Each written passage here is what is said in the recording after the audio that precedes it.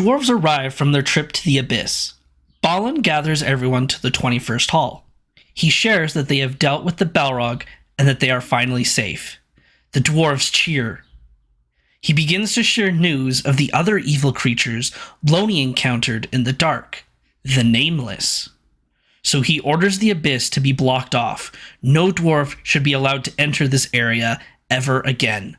The Balrog may be dealt with, but he's not gone, and his corruption still grows. No matter how important these mines are, they are to never be entered. Balin then shows off the armor that Frar found in the Balrog's cave.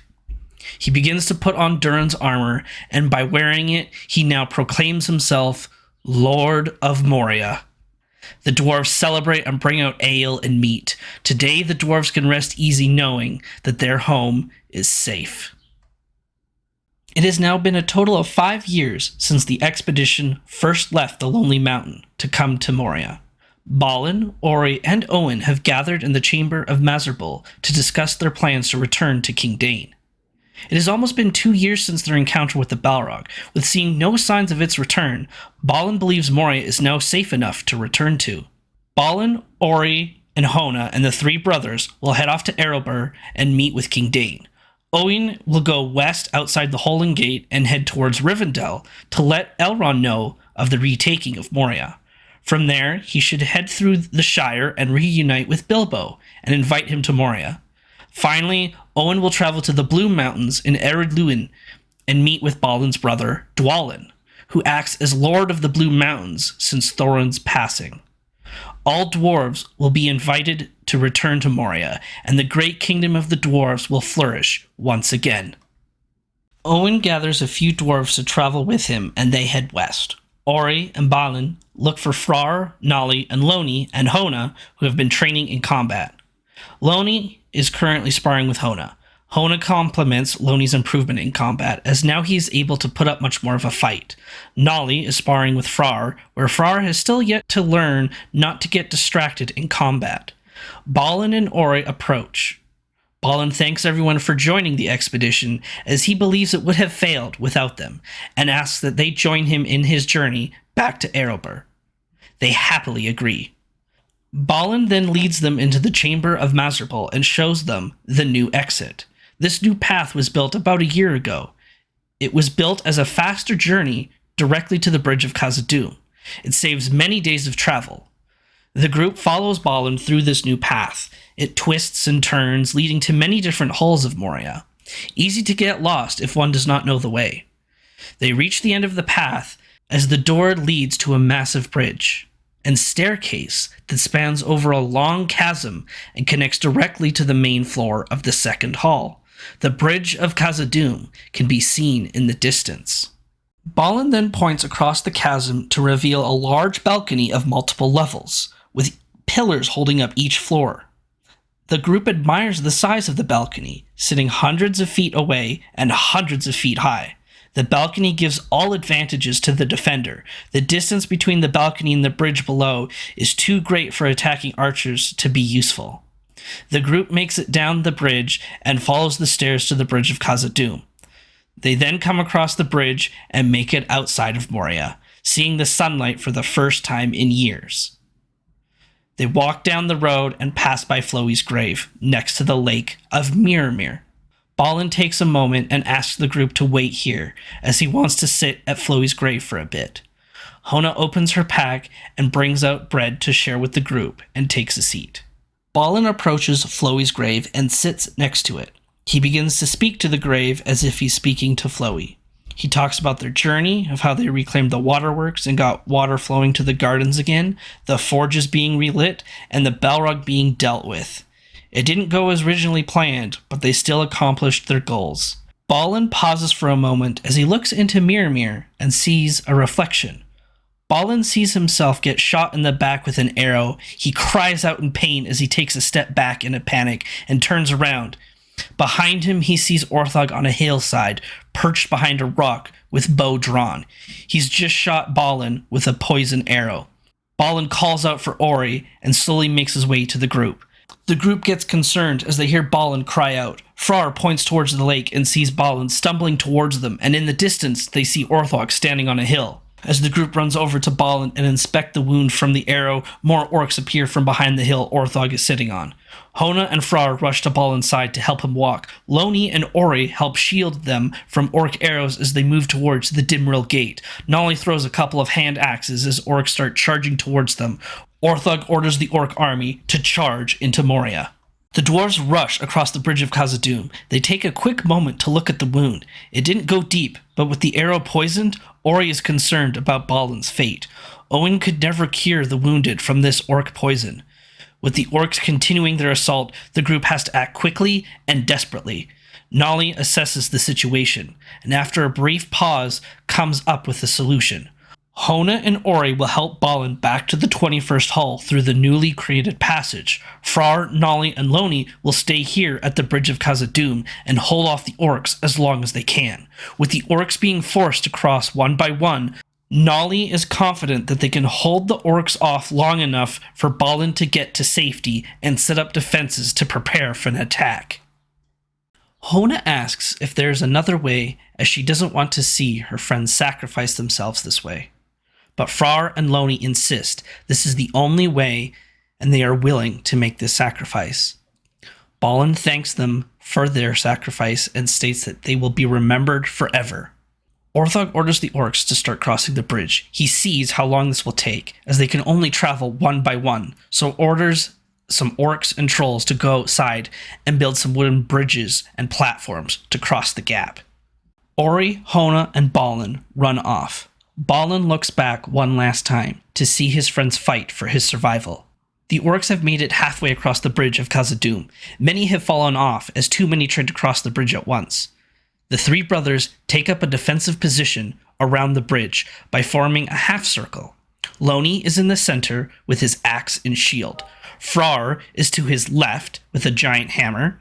Nolly is to his right, wielding two axes. With the orcs forced to file in one by one, the brothers easily kill the orcs and the bodies start to pile up. Hona and Ori carry Balin down the secret path, crossing over the bridge and passing by the balcony. Hona mentions that after they get Balin to safety, she will return here with some archers. She will stand on the staircase as the archers fire from above.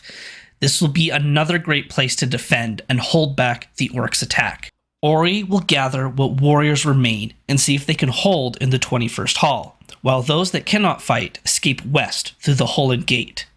It has now been nearly an entire day. Frar, Nolly, and Looney still stand at the bridge, surrounded by piles of orc bodies. Orthog and some orcs have tried firing arrows, but other orcs just wound up getting caught in the crossfire. He orders the orcs to stop the assault until the bridges are made. The three brothers use this break to catch their breath and rest. Any moment of pause is welcomed. Trolls begin to step inside Moria, carrying two large bridges made of wood and stone, thick and wide enough to carry even them across. The three brothers stand there concerned, as they can no longer fight the orcs one by one. The trolls start to place the edge of the wooden bridges into the ground and gently lay them down to cover the gap. Orthog roars and the trolls and orcs start running across the new bridges. The wooden bridges do bend a little, but they're still able to hold all of the weight. Looney and Nolly start hacking away on one of the bridges, and Frar tries to push it off. The bridge starts to creak and crack. The orcs and trolls start sprinting across nearly to the other side. More and more pieces of the bridge are chopped away. The bridge slowly starts to give under the weight. It collapses. Two trolls and many orcs fall into the chasm below, screaming. A short victory, as orcs and trolls have made it across the second wooden bridge. Orcs start to surround the brothers, forcing them to fight in a circle. Orthog starts to make his way across the bridge of Khazad-dûm. The orc bodies continue to pile up as the brothers keep killing more and more orcs. They are even able to kill a troll as it tries to maneuver past the dead bodies. Orthog and his bodyguards arrive, and there is a standoff. Orthog begins to clap and applaud the dwarves for fighting so well. But now, their time is over, and he demands to know where the rest of the dwarves are hiding. The three brothers respond by charging at Orthog, who sends in his bodyguards. Frar makes a swing with his hammer, but the bodyguard is able to push it to the side and kicks Frar to the ground. A second bodyguard makes an attack with his weapon against Nolly. Nolly cross-blocks it with his axes, and then leg sweeps the bodyguard and trips him. Nolly then kills the guard. Looney blocks a couple of attacks with his shield from a third bodyguard. After the fourth attack, he pushes the bodyguard's weapons to the side with his shield, and then with his axe cuts the head of the bodyguard. The bodyguard who had Frar on the ground gets distracted by the other dwarves, so Frar uses this opportunity to make his attack. He kicks the bodyguard in the leg and gets up, then with his hammer smashes the bodyguard's head in. Orcs start to surround the brothers, and Orthog cackles. With orcs on all sides of the brothers, they no longer stand a chance. Nolly eventually gets stabbed in the back. Looney, in a rage, continues fighting on, killing a few more orcs until one cuts him in the back of the legs, bringing him to his knees.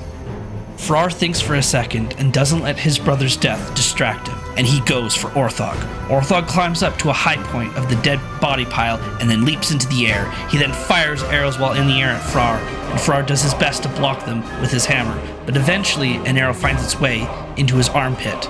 Orthog lands onto the ground and takes out his swords and attacks Frar, but Orthog is too fast.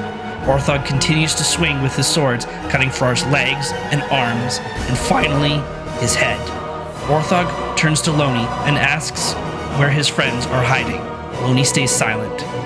Orthog fires an arrow into the leg of Looney. He cries out in pain. Orthog begins to threaten and tries to scare Looney. This is a special slow-acting poison he used with this arrow. He could leave Looney here, and it will take days, maybe even weeks to die, and it will be painful. First, lose the feeling in the limbs, then not being able to move, and finally, for the last phase, going through the most painful death imaginable as the poison reaches the heart and blood leaks through the eyes and ears and the body begins to shake. Looney can prevent all of this suffering if he was to share the location of his friends, but Looney refuses. He is not afraid anymore, not of death, not of the nameless creatures he encountered in the dark abyss, not even the pain like he once did. He fears nothing. Looney then grabs the arrow out of his leg and stabs it into Orthog's foot. Orthog cries out, and in frustration, he stabs Looney in the neck, killing him. He orders the orcs to search the mountain and look on every floor for the dwarves. The orcs scatter. A few go up the new path, but the rest head west, deeper into the second hall and into Moria.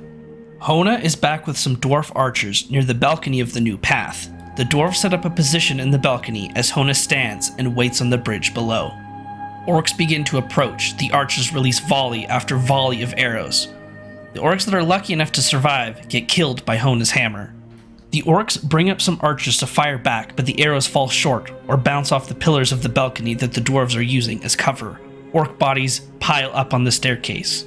Hona keeps pushing the bodies off to keep the area clear, but then a rumbling is heard. Trolls approach. The dwarf archers start shooting the trolls. They take down one who falls off the staircase and pulls a second troll down with him, but the third has a rock and throws it towards Hona. The rock hits the section underneath her, causing it to fall apart. Hona falls into the dark chasm below.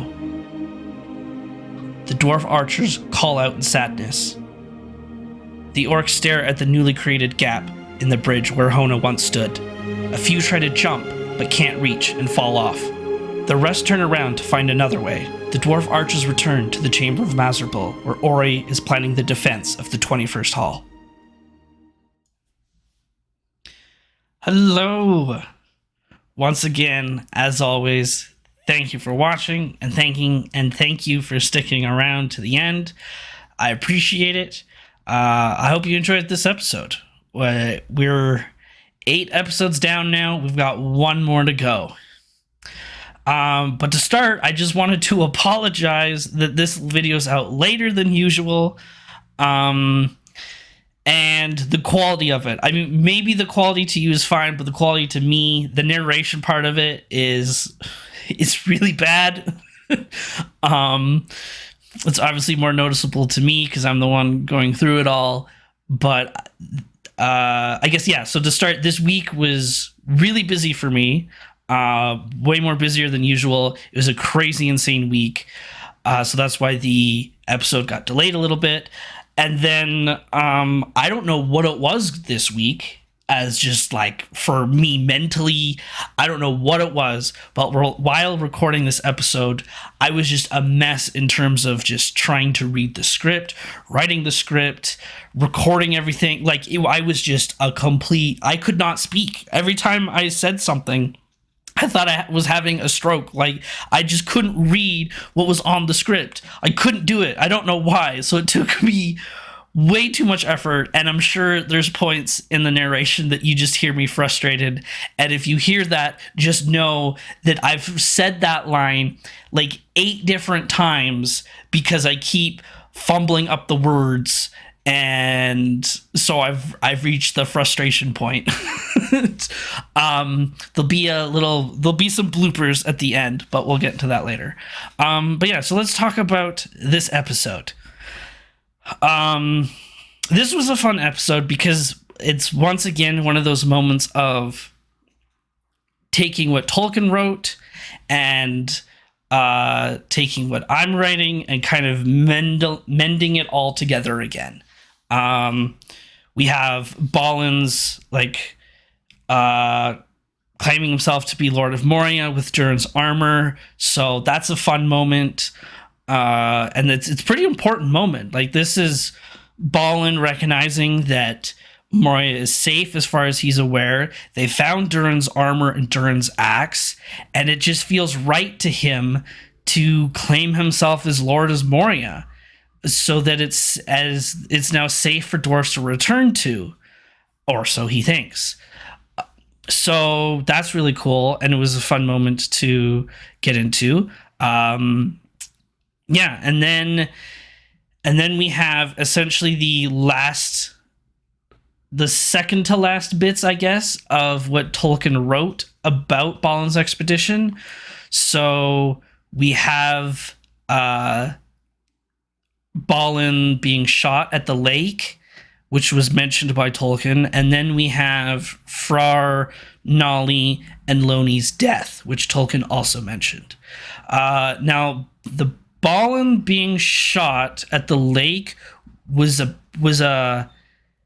obstacle for me to overcome when writing the script. So Tolkien wrote it as, at least from my interpretation, at least from the research I was doing, is that Balin got to the lake, was shot there, and he was killed there. Okay, great. But then at some point, his body was brought back to Moria so that it could be buried in the chamber of Mazarbul, which later became Balin's tomb, right? He's got to be buried in his tomb. So for Balin's body to be transported from the lake to the tomb while there's an orc attack going on, while he also didn't really tell people where he was going fully, was a little bit weird and complicated for me to understand and interpret and write it logically so that the story made sense to modern viewers, or I shouldn't say modern viewers, everyday viewers, the ones that haven't read all the books and stuff like that. So that was a challenge I had to figure out. And then, but the Frar, Nolly, and Looney fighting at the bridge, that was easy, but we'll get to that later. So to help solve this Balin issue, I ended up solving it via Orthog. And so, not to talk about the next episode too much, but Orthog has his final moments, and I needed to get rid of Orthog because I didn't want him around for the Fellowship of the Ring. It just, I mean, could he be alive? Sure, I guess. But I kind of viewed him as Lurtz, right? Peter Jackson created Lurtz.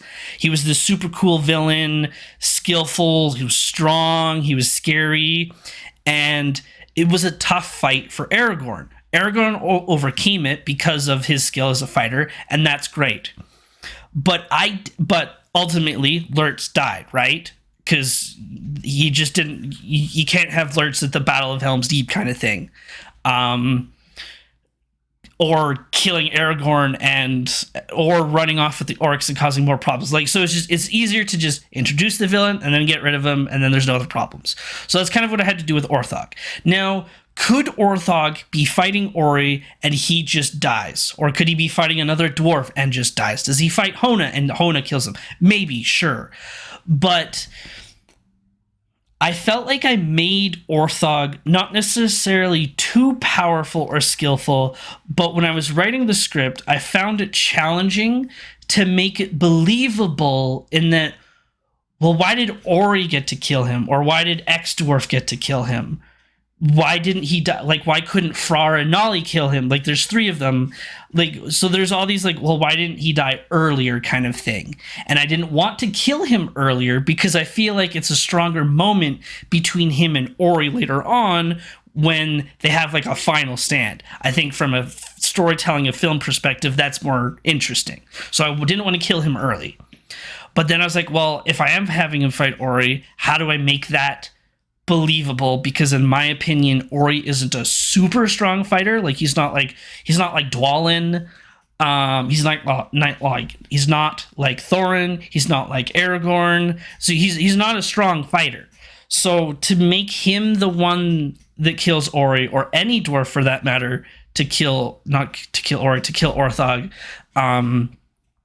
was a bit of a challenge. So that's where this is the moment where essentially I came up with the poison that Orthog has, because that solves a lot of problems.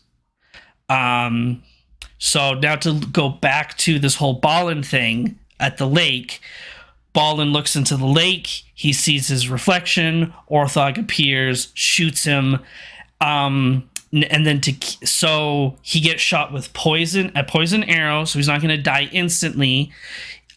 He runs back to the group, and because he's gone with the group knows that he's there. They're able to take his body back to Moria, and then he can die in Moria and be buried in his tomb. Rather than them like sending scouts to find Balin for an unknown reason because they wouldn't know he's in danger, and then but then orcs attack at the same time. So the scouts have to like go past an orc army, because I don't know why the orcs would like kill Balin and then wait outside of Moria for a couple days for scouts to find his body. I mean, maybe that could happen. I guess orcs maybe they want to use it as bait. I don't know. But I don't. There just seemed a lot of like what ifs and weird scenarios that could just be avoided with Balin being shot with poison, and then he's carried off to his tomb essentially. So, but I still keep true to the Balin was shot at the lake, fine, and he was killed there. So he's not necessarily killed on the spot, but him being at the lake and being shot is his death sentence, because Owen has no way of curing the poison, no matter how hard he tries, and he's frustrated with this throughout the entire show. So Balin's dead no matter what. So I felt like it still stayed true to what Tolkien wrote, but I made reasonable changes to make more sense to the more average viewer without going into too deep of Tolkien lore and like trying to come up with all of like these weird like band-aid solutions, I guess, to try to force it to make sense. So that's where the poison came in. And then the poison also solves Orthog being too strong, which leads into, this next little bit of Frar, Nolly, and Looney, which was super fun to write. And I think it's just a super fun moment to show not only the brothers as characters, but as dwarves of Middle Earth, where we really get to see like how good dwarf warriors are. Like as fighters, they should be terrifying to their enemy, that they can just fight and never really get tired. when they're in like a perfect scenario, and this is one of those few occasions where this is a perfect scenario for dwarves, where the orcs have to cross the bridge of Khazad-dûm one by one and are just being slaughtered. So it was just a fun moment to write, and I hope it. If I was to ever make this, I hope it looks as cool as it does in my head, because in my head it looks so cool. But yeah, so about the bridge stuff, if there's a physicist out there, there's probably someone that could tell me it's not realistic enough to build a bunch of bridges out of wood and stone and have that bridge this massive gap that Bridge of Khazad-dûm goes over, and it's enough to hold up the weight of a bunch of orcs and trolls. It's probably not realistic at all. To which the best answer to that is, it's a fantasy movie. I have to just bend some laws of physics here to tell the story, because that still makes more sense to me than orcs and trolls trying to bridge this one by one gap to fight the three brothers. Because I mean, I have to go based off of what the bridge looks like in the movie. Sure, I could make the bridge wider in the story, and then it makes more sense.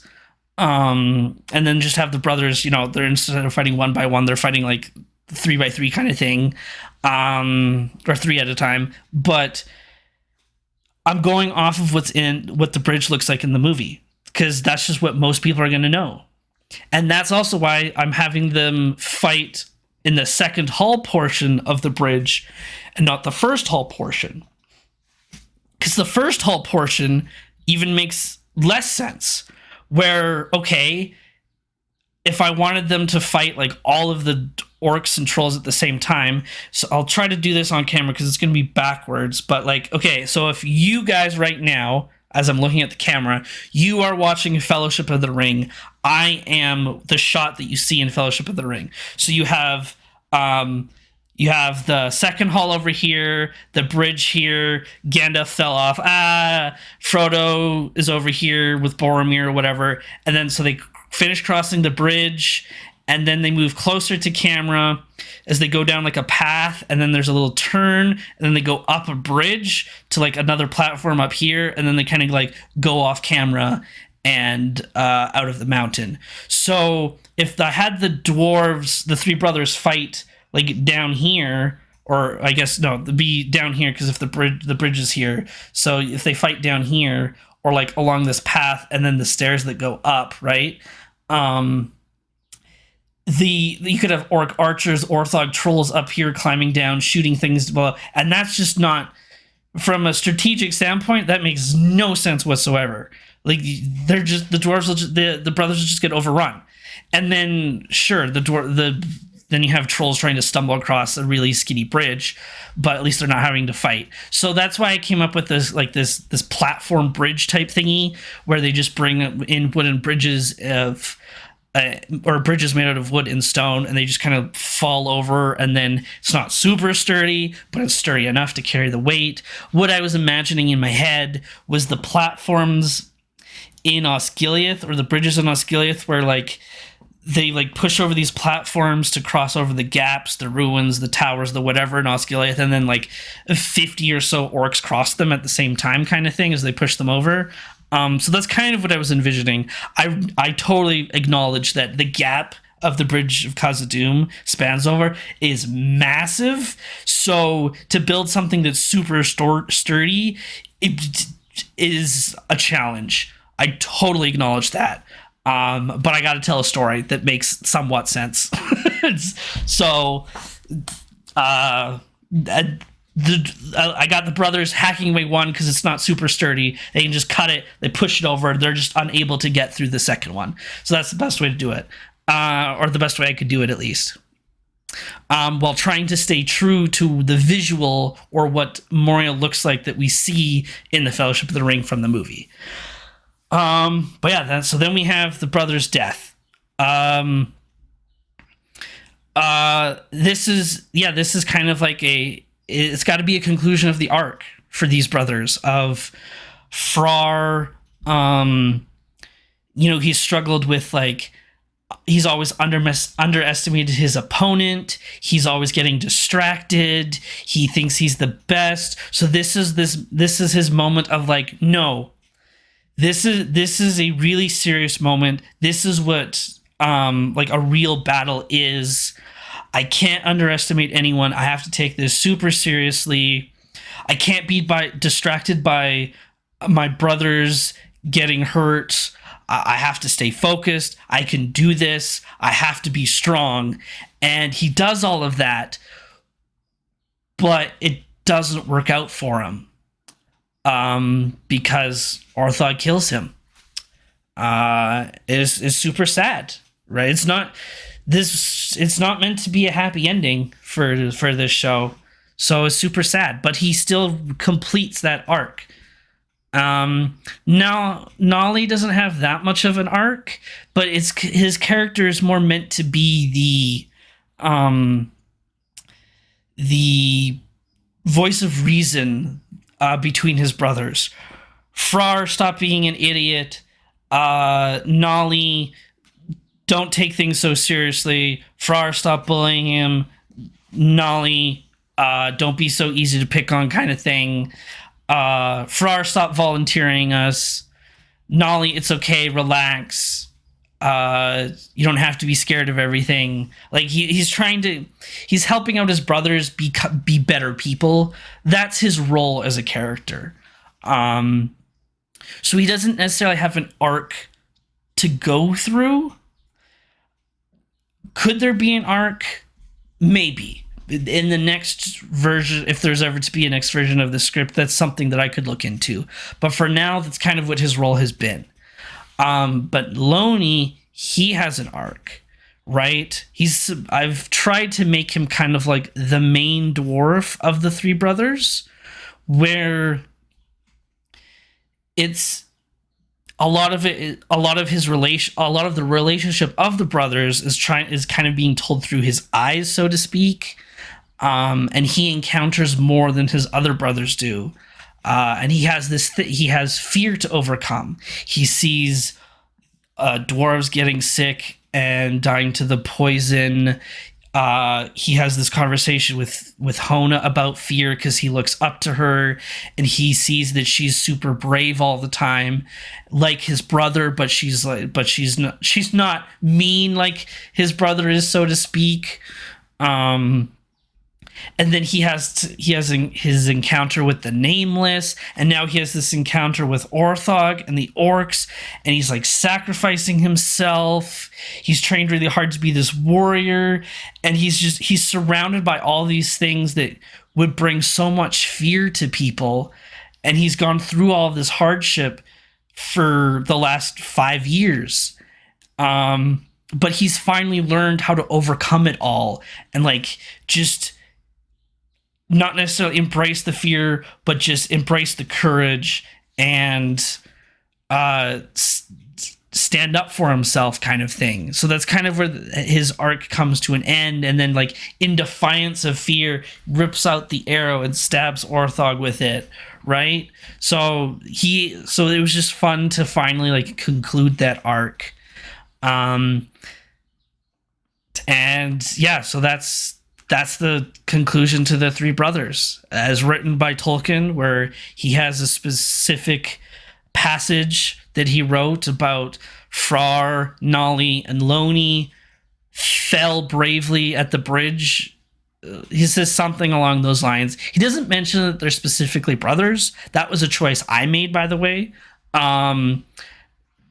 Do they have to be brothers? No, but I thought it'd be fun to make them brothers. At least it makes them more interesting as characters, I feel like. A more fun dynamic to play with. But yeah, that's the end of the three brothers. So then you have Orthog, who, this is where that poison that I came up with kind of solves this problem of Orthog being too strong, where now he's been poisoned and he's now weaker, so that his next encounter, he's not going to be at his full strength, and is able to be overcome in combat. Now, I I totally understand if people are going to make the argument, oh, well, wouldn't he have an antidote?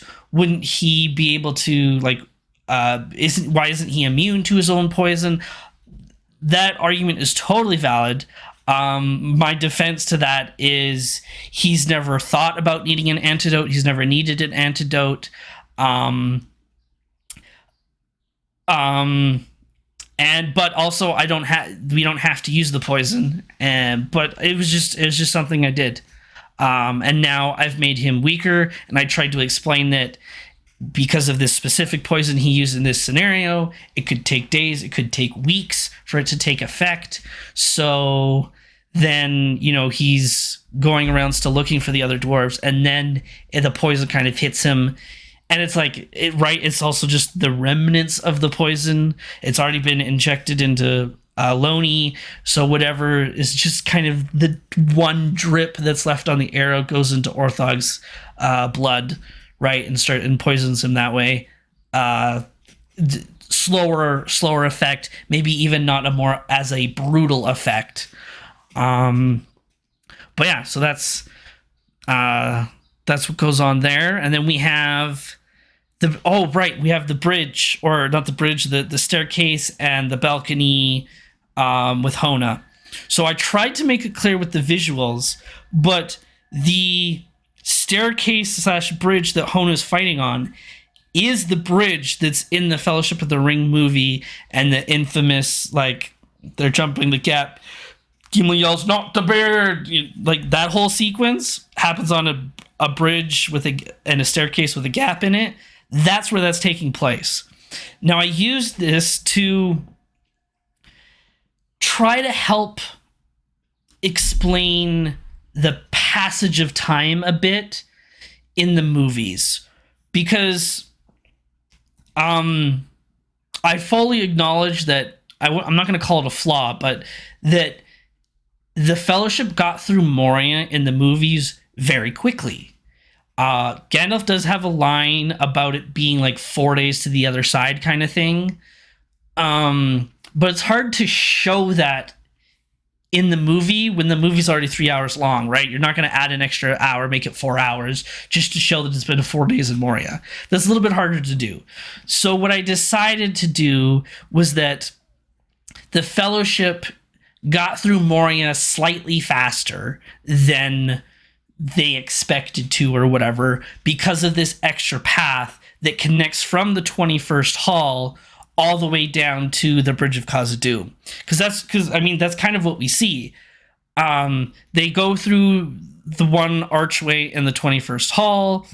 After, the Balrog's stomping and the goblins run away, so they run, they go down this little staircase, and then they see this giant chasm, and they look in the distance to the Bridge of Khazad-dûm, right? So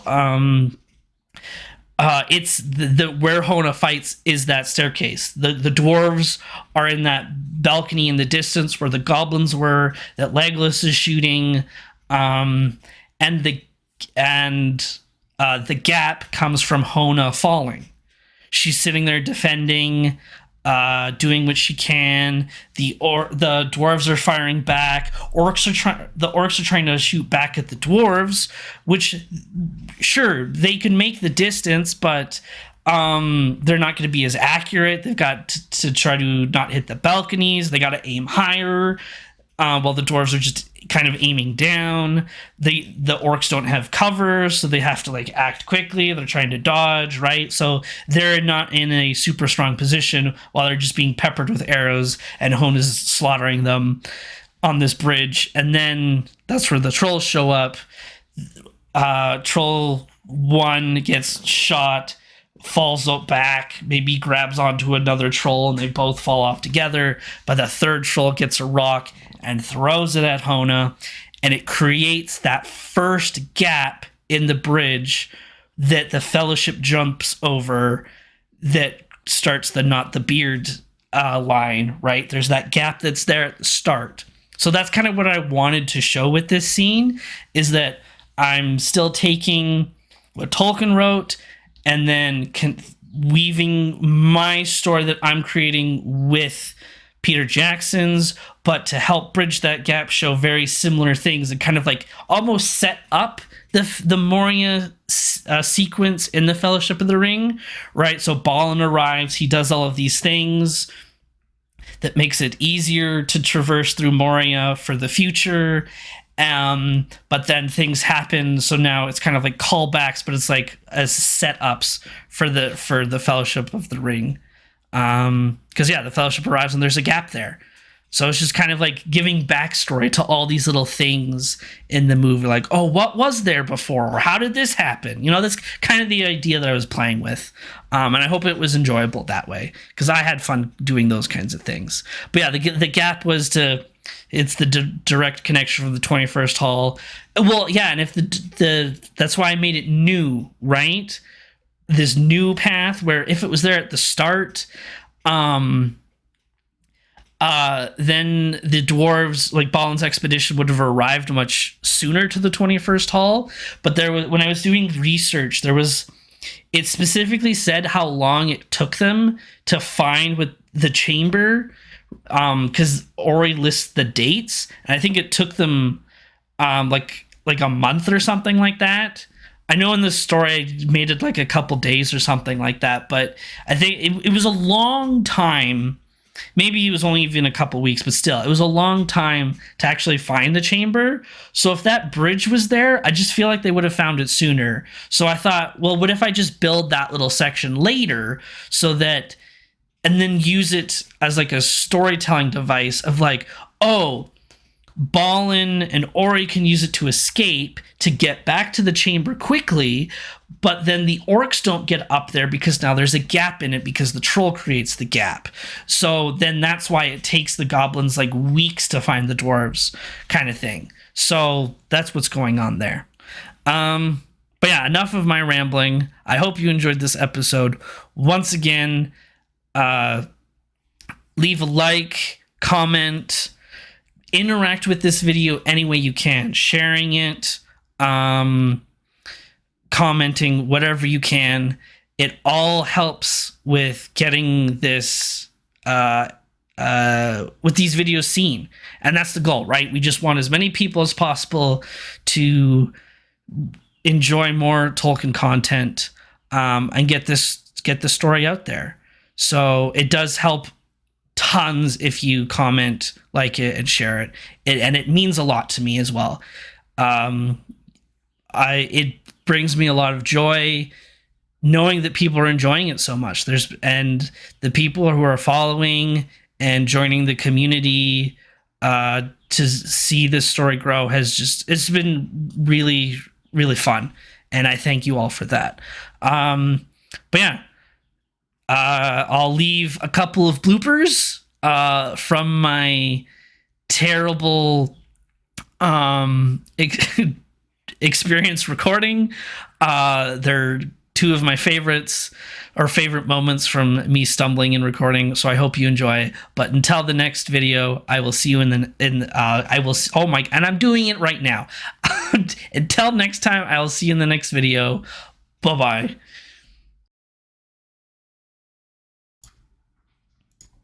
Balin's balls approach. Why the... Just read the script. Stop saying balls. Balin approaches Flowey's grave and shits Why?